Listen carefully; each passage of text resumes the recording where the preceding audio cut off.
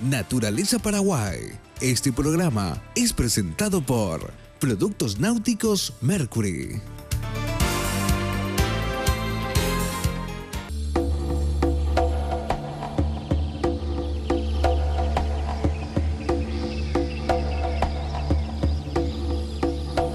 Hoy conoceremos más de cerca la agresiva ñacaniná. Muchos ya se han llevado un mayúsculo susto, pues es capaz de perseguir a una persona, especialmente en el agua.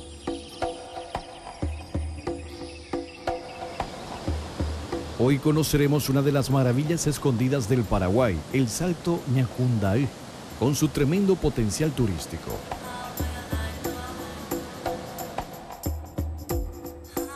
En la zona de Alto Paraná, un lugar ideal para apreciar la naturaleza es la Reserva Tatiyupí de Itaipú, que hoy les presentamos.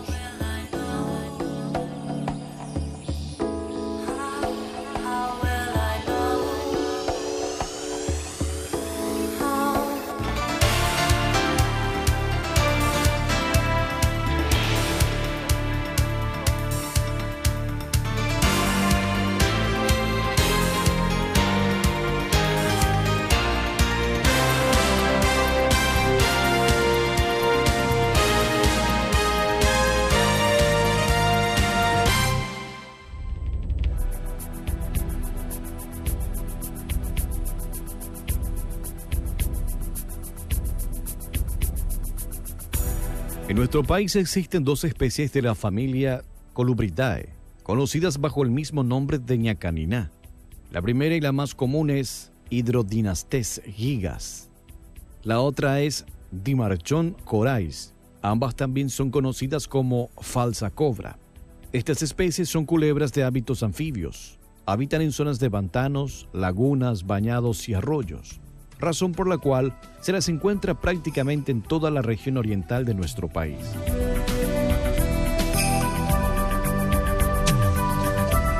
En esta oportunidad recurrimos a la colaboración del doctor Santiago Buorliotis para que nos pueda brindar una explicación más exhaustiva sobre la ñacaniná. Acá tenemos un ejemplar de una ñacaniná. Esta es una serpiente de hábitos acuáticos, no es ponzoñosa, ¿verdad? Es de hábitos diurnos.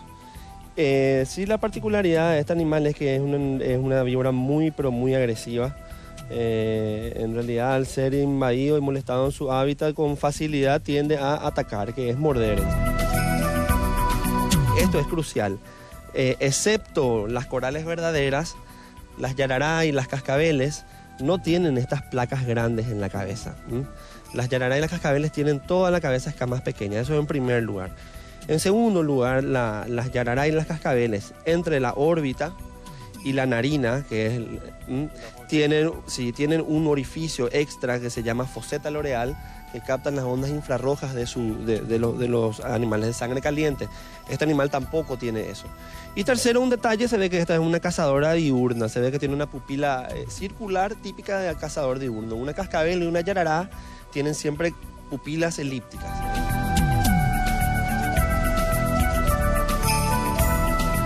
Mide hasta 2 metros con 50 centímetros de longitud y un diámetro en la mitad del tronco de 8 centímetros.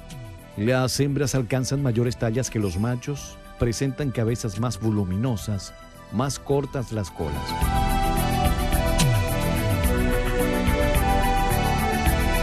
Llegan a pesar 4 kilogramos de peso. La coloración del dorso es amarillo, ocre o rojizo.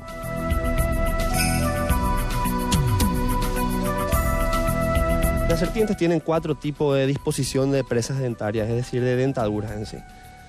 De los 4 tipos, 3 son dientes canaliculados que tienen una glándula de veneno que pueden inyectar veneno. Acá podemos mostrar, esta es en el maxilar superior, se puede observar, esta es una serpiente que no tiene colmillos canaliculados. Tienen unas hileras de dientes arriba, en donde se puede observar que no hay ningún colmillo. Son dientes pequeños, muy pequeños. Ahí se pueden ver las hileras, ¿verdad? Son dientes pequeños, muy filosos, son casi como alfileres de filosos estos, que tienen una forma de serruchos en sentido contrario. ¿Okay? Por lo tanto, cuando entra dentro de una presa, estos dientes, al salir, desgarran. Los maxilares, el maxilar inferior tiene un ligamento elástico aquí, en este lugar, que le permite, el costado derecho y el costado izquierdo están en realidad separadas. Cuando engulle el animal una presa de gran tamaño, ambas porciones del maxilar inferior, aquí podemos ver, se pueden disociar y separar, distanciar mediante un ligamento elástico que los unen acá. Cualquier maxilar de un mamífero, ¿ok? El maxilar inferior en sí está unido aquí en el centro por algo que se llama sínfisis mandibular. La serpiente en general, aquí podemos ver que lo tienen separado y tienen un ligamento bien elástico que le permite distender esto en el momento de engullir una presa de gran porte tal vez. Entre los mecanismos de defensa que tiene esta serpiente es el achatamiento dorsal del cuello. Es lo que recuerda a las cobras asiáticas en sí. Lo que hacen es una presión negativa con el aire aquí en este lugar. En el agua en realidad tienen una muy buena agilidad. Están en la superficie, están sobre los camalotales. Además son muy ágiles para quedar en una red, son muy ágiles en sí.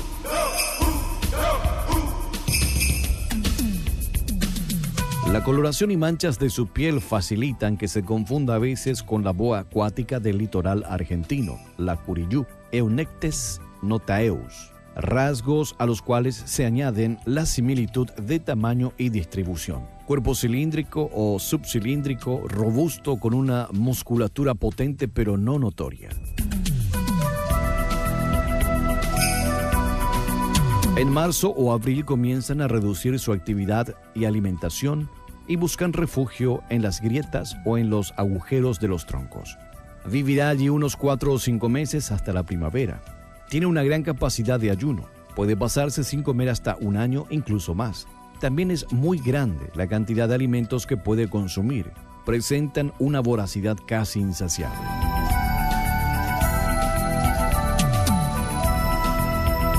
Durante el verano llega a engullir hasta el 20% de su peso por semana. Se caracteriza por la variedad de presas que acepta en su dieta. Es por ello que alcanza mayor longevidad en cautiverio y se reproduce sin inconvenientes.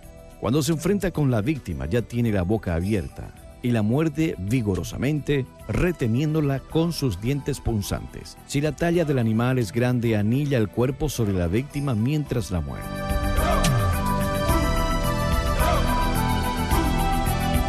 Para comenzar la degulación, busca el extremo de la cabeza, llega a engullir animales que superan hasta 4 veces su diámetro cefálico gracias a su laxa conexión de los huesos de la cabeza. La digestión le ocupa tiempos variables de 4 a 5 días.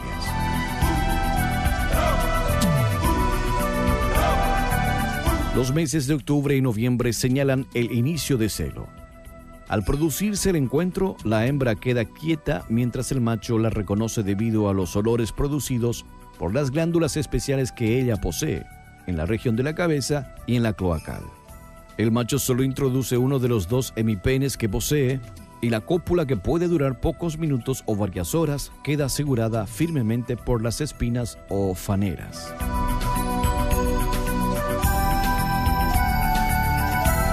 La hembra pone entre 5 y 33 huevos, a los cuales abandona enseguida.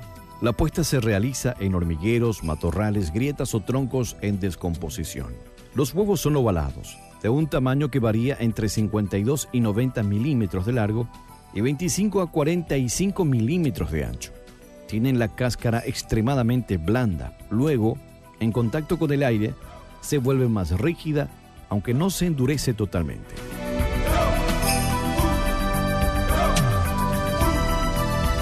Se dispersa por el centro-sur de Brasil, Paraguay y este de Bolivia. Halla su ámbito natural en las zonas de pantanos, lagunas, bañados y arroyos.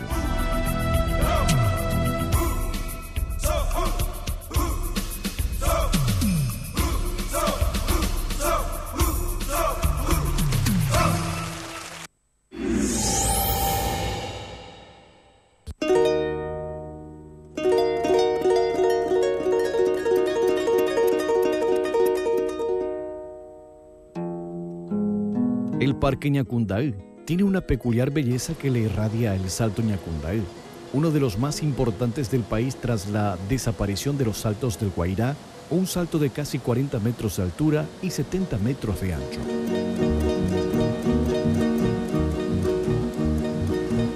ubicado a unos 1000 metros de la desembocadura del río Paraná. El Salto ofrece una belleza increíble, que cada vez cuenta con más visitantes, sobre todo en la época de verano, ya que el Salto es muy visitado tanto de Paraguay como del extranjero, a pesar que no es promovido por ningún programa turístico.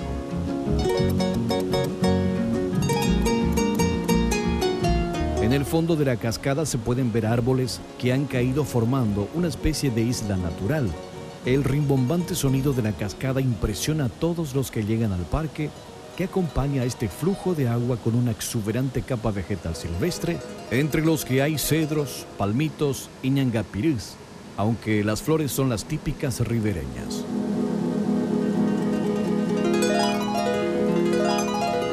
Este sitio podría ser uno de los más pujantes en el futuro, ya que además de sus hermosos paisajes, alberga una flora y fauna nativa muy rica, todavía no explorada y casi en su estado natural. Tal vez, si se comienza a promocionar como otros lugares que han salido del anonimato luego de la visita de algún famoso, quizás este salto consiga la atención de las autoridades pertinentes para que se comiencen a preocupar de él como corresponde, implementando las instalaciones adecuadas para que sea visitado con mayor seguridad y tranquilidad, además de diseñarlo como corresponde.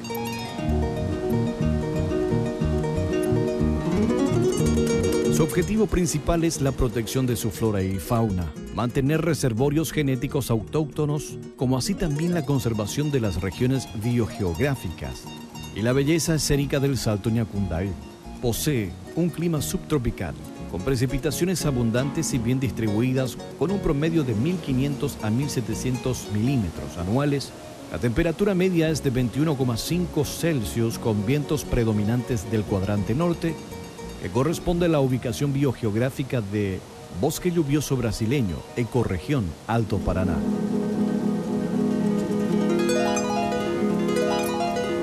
La vegetación dominante del Parque Nacional Ñacunday es un bosque intermedio, compuesto de árboles que generalmente varían entre 15 y 20 metros, diversidad de helechos. Los mismos son de tamaño variable, que sirven de soporte para algunas orquídeas.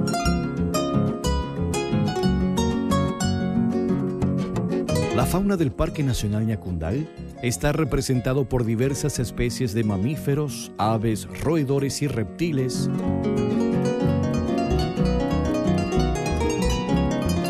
Como el área protege un tramo del río Ñacunday y se trata de un curso hídrico de importancia por su extensión y caudal, existe una rica y variada fauna ictícola, especialmente en la desembocadura con el Paraná. El Parque Nacional Ñacunday protege nacientes de agua, arroyos y un tramo del río Ñacunday, afluente del río Paraná, y el impresionante Salto Ñacunday de aproximadamente 40 metros de altura.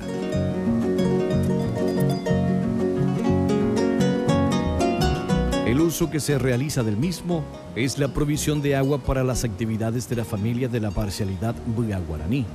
Ocasionalmente el río Ñacunday es utilizado con fines recreativos.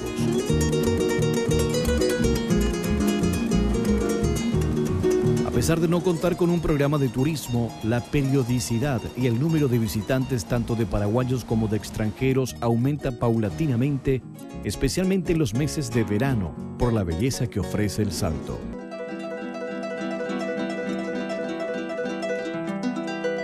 El Parque Nacional Ñacunday, con una superficie de 2.000 hectáreas, fue creado bajo la categoría de bosque protector por decreto número 17.071 del 20 de agosto de 1975, con una extensión de 1.000 hectáreas, incluyendo el Salto Ñacunday, y posteriormente ampliado por el decreto número 16.146 del 18 de enero de 1993, que deroga el decreto anterior, introduciendo algunas modificaciones. Estas se refieren a la creación del Parque Nacional Ñacunday con 2.000 hectáreas en reemplazo del Bosque Protector Ñacunday y del Bosque Protector Yacuú. Con relación al uso actual del parque, se tiene que tanto dentro del área como las zonas aledañas se hayan utilizadas preferentemente por los nativos de la parcialidad Buga Guaraní, que se encuentran dentro del parque, para recolección de leña, miel, frutas silvestres, plantas medicinales y ornamentales. También lo utilizan para la tradición indígena, ceremonial, como así también por los lugareños para la pesca artesanal y la caza de especies menores.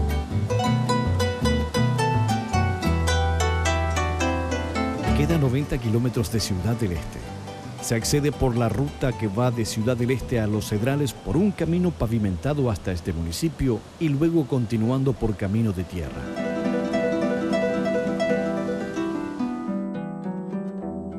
Se dice que es uno de las futuras maravillas a considerar en el mundo por su verde esplendor, sosiego eterno y flora y fauna como salida de célebres fábulas. Es ideal para los amantes de veladas inspiradas en rincones alejados de la urbanidad y, además, llegar a él es un obsequio tan especial para su alma que usted querrá volver a revivir en un futuro no muy lejano.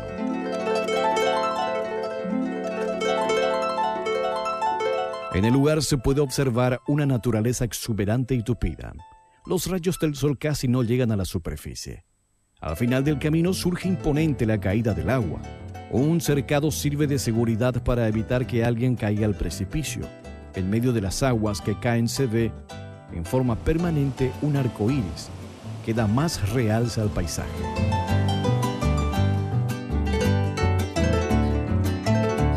Los saltos del río Ñacundaí son una maravilla de la naturaleza, desconocida y escondida en medio de una exuberante vegetación. Está al sur del Alto Paraná, en el municipio de Ñacundaí. El sitio es de difícil acceso por tierra, aunque tiene un gran potencial turístico que no es aprovechado.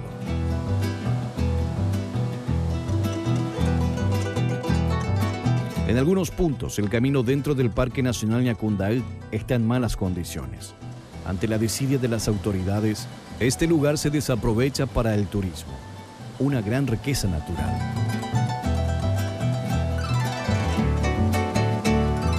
El Parque Nacional Ñacundaí reúne una de las últimas muestras del bosque alto semicaducifolio, característicos del Alto Paraná. También protege el Salto Ñacundaí de la gran belleza escénica, como asimismo algunos cursos y nacientes de agua y un tramo del río Ñacundaí.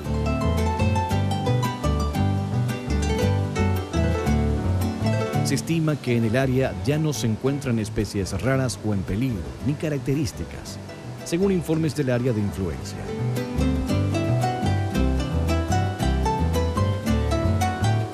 No se tiene dato de la cantidad de personas que visitan el área, pero según referencias, el número de visitantes aumenta en los meses de verano. El área soporta una alta presión por agropecuarios, encontrándose alterados algunos sectores de la unidad.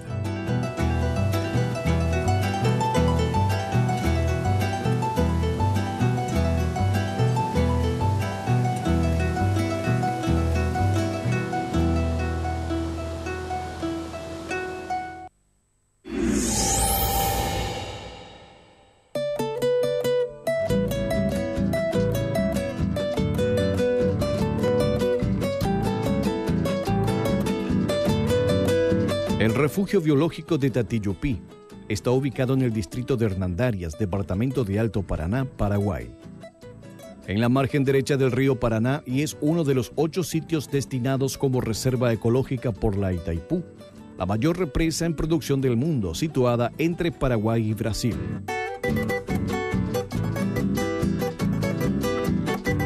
Este refugio tiene 2.245 hectáreas. Posee una topografía relativamente uniforme con pequeñas ondulaciones, la mayor parte derivadas de rocas basálticas. Posee recursos hídricos de importancia, los arroyos Tatiyupí y el Piraputá, además de otros en cuyos cursos se encuentran pequeños saltos y cascadas que dan belleza escénica al lugar. Está compuesto principalmente por bosques altos, bosques bajos, cerrados, yerbales cultivados y pinares en menor proporción. El estrato arbóreo superior en su mayor parte está constituido por especies que sobrepasan los 30 metros de altura como cedro, lapacho, viraputá, guatambú, etc.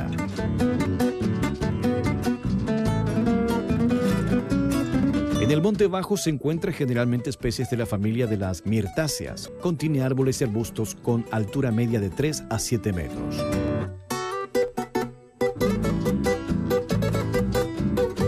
encuentran abrigo seguro en el refugio numerosas especies de animales. Se han clasificado 39 especies de mamíferos, 247 especies de aves y 21 especies de reptiles.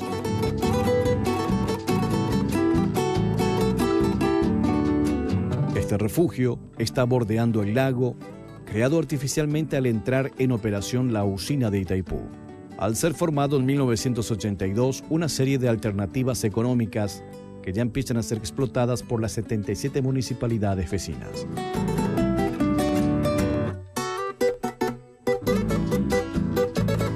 El lago artificial es uno de los mayores del mundo, con 29 millones de metros cuadrados y 200 kilómetros de extensión en línea recta, considerándose las bahías, ensenadas y la extensión llega a 1.400 kilómetros. La formación del lago no ha cambiado solamente el aspecto geográfico de la región. La agricultura, base económica regional, empieza a ceder lugar a la actividad turística. Varias playas artificiales fueron creadas a lo largo de las márgenes del lago, donde se practican todo tipo de deportes náuticos.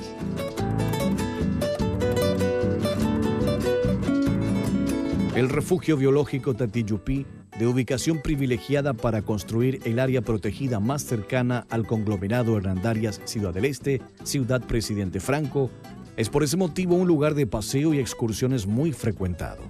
En el refugio se llevan a cabo actividades educativas recreativas, ofreciéndose oportunidades para la educación ambiental a distintos niveles.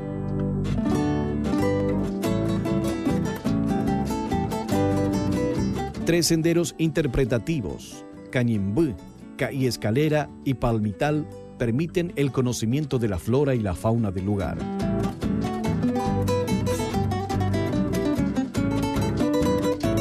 El escenario paisajístico de gran belleza posibilita la observación de las obras de Itaipú desde un ángulo poco conocido, pues se observa la reserva desde aguas arriba. Otra actividad de relevante importancia es la recuperación de la flora, que es realizada a través de programas de repoblación forestal y enriquecimiento de bosques.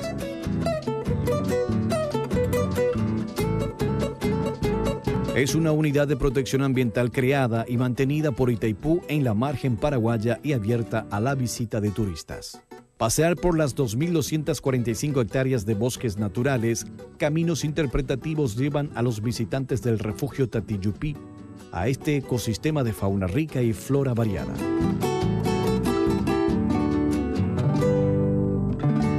Las sendas se pueden recorrer en bicicleta, carretes o caballo. Guías acompañan a los turistas, que encuentran infraestructura completa, con área para acampar, alojamiento para grupos, agua potable, luz, sanitarios, canchas de deportes y enfermería.